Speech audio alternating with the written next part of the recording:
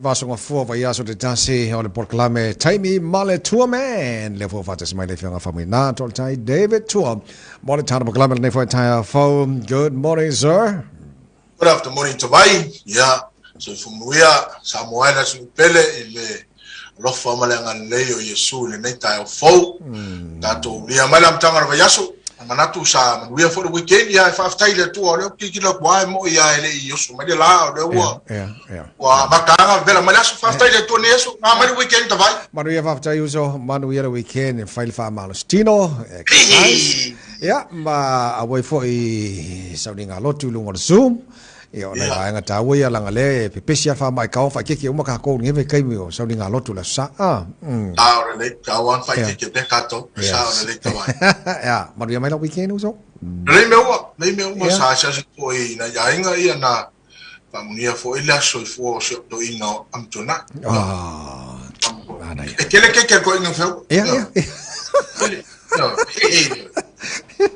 le weekend ma ia weekend le me ya Manaya late, yeah. Let you know la fanga sort of title rounds a total. Ladies and gentlemen, we're now coming to round number 1. Yeah, what's our name on Tapena Tattoo TUAMAN?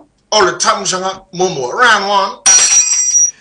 Ala sa feeling allo Faumuina ole na bala mai nela tu ultai hao ai na silsila lungo televise o fa ngalfu Samoa I solo te esa fa lungo le wala papa le fa ngon fa yaso ya wa ala tu feeling allo angengir fu Samoa ole me siluna pele loto Samoa uma ai le Samoa uma le ko I solo te le so amanga ala ka ka solo ke fa ya langa fu ai alo fa angengir mo ya ai le fa angengir fu Samoa lo Samoa uma Asa ya lo fina ngalo tawai na matala no ai fo mi se tasi fo yo to ina matua ya o na ya fo ya anganga na sa fano no ya no le tulanga sa mata na TV ya titilo aku le usolo ke ya la mu ala le mai ka ko ya tonu ya te awi ole ya tau tangata moni te mama lama tulanga na ya ese sa mo ese nei ele fa pelo te tula fono ma fainga malo le pa ai fangi ni fu asam mo yo o le pride ma le fa pena ta to fie e ku e ma voi ka ko sa mo fa le ko fu ya le o tulanga fa pena ta mai ele tan fa le tulanga ele tar fenga ya ula vaya ya ula ba kilo ya ito okay le so we ba tau fi se umala tu no le foi fa ho mala tu no pola la tu foi tau fi le tu la pe ona ni sina le tu no vala manel ta ya pe o tau fa ina fo la tu si la tu lo angengi mai le fu a Samoa o angengi lo fu a Samoa uma Samoa to wai o le stara no fa lo fo ni ta ya o lo lenga fa wa ino fo Samoa le jam tu mo ja mi we ja le la fa lo ko ya o sila ku la nga ele tar fe ngai ya ko ya o le wa o le aya ta wa tangata ya te me taun fa ngai ta mai mana ya le so all time to round 1 ladies and gentlemen, we're now coming into round number 2. O manai e tatu tamsang na lo round 2. So le mko ape pesi mo ya li mal ke kele fa mai le we ngi ka ko le omicron sa ala sa no ta vai wale omi fai ana ta fio fa mai to vai la masela ya to te lo ta ya fio e ni mas ya o ula ya ke lo fauna ita anai o tatu tamaptina matua na mese ya nai fana dai tire o le fai na fai o la tu pela o le baenga le o te fano no mo te ta ro fai ya ka fa te wa a fai ni mo to fin wa ole mele we ya wa le isolate fa sa le ya la le ya wa le wo le fuka ko makan mako singa ngi ta ta vai wa sa lockdown ya le the morning class or the evening class sa fa yo na sai ya close contact okay Yo, sai close contact. Yo, na sa isolate yo la tu mauta, faya la tu test. Yang tanga ya na isolate mo mo ay maltemi na umai. Ya o loa wakilia wa all right yo, we green light yo to mai fo. Okay, yeah. Now, ole usi fia folele mo le tulango ye le puingo tato tono a inga ma walanga le wole to MIQ facilities folele vai le tato yo positive. Ya le wa positive a yo isolate al fale. Ya yo to inga ola yo to inga tulanga la na ya chabla vita vai to fight it. Yeah. And me se be fa pe ole ya I ona yo tato TUAMAN to no la tato ai. Ya wa ta isolate le to ta isolate tato tangu kwa yo ka ngofo le ko lo ko pok.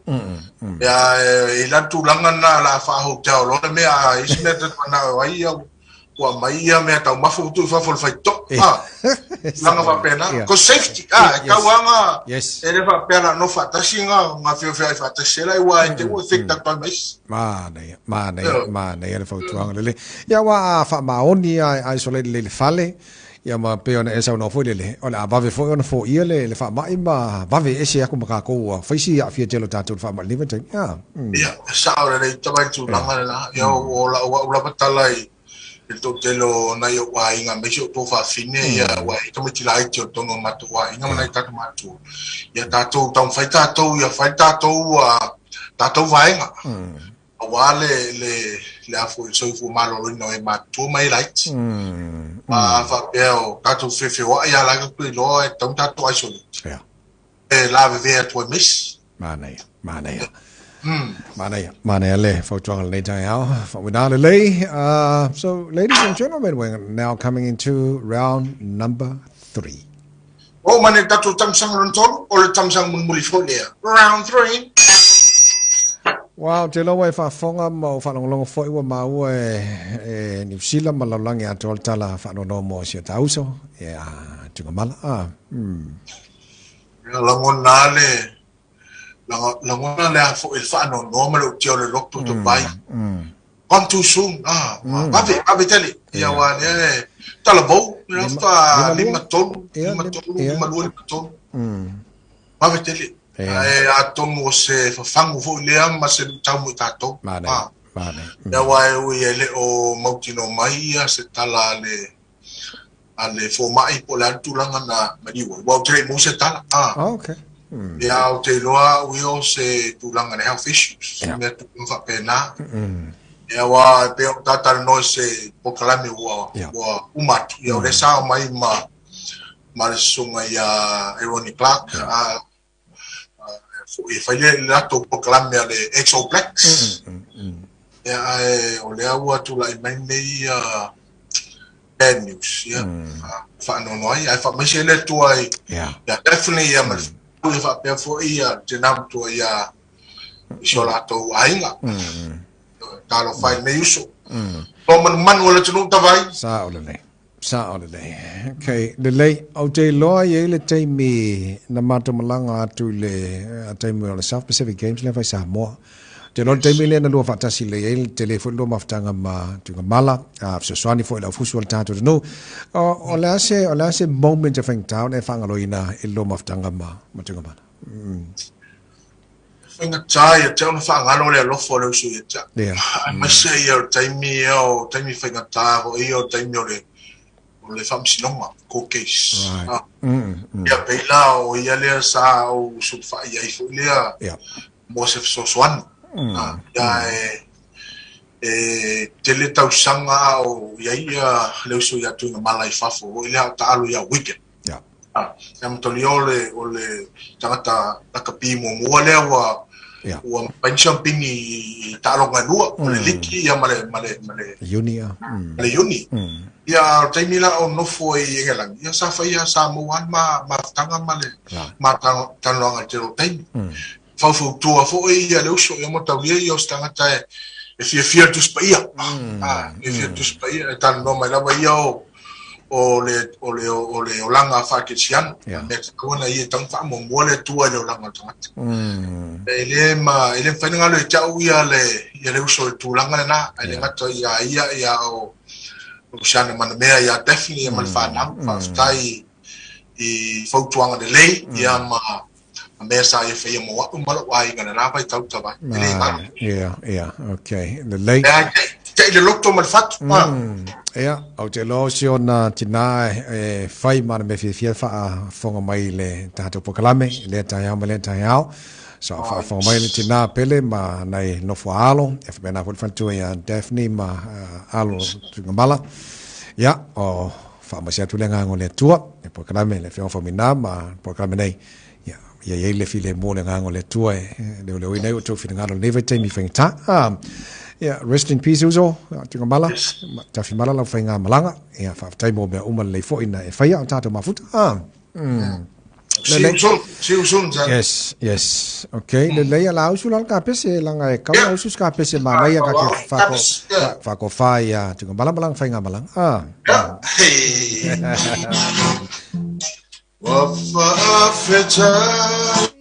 Wafafetai uamali e mataevai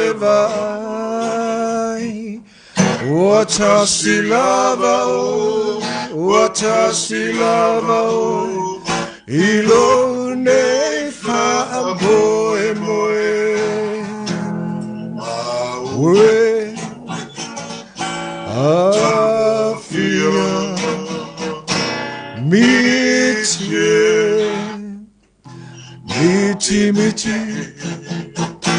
Miti, salvaya leola, ete pisalo,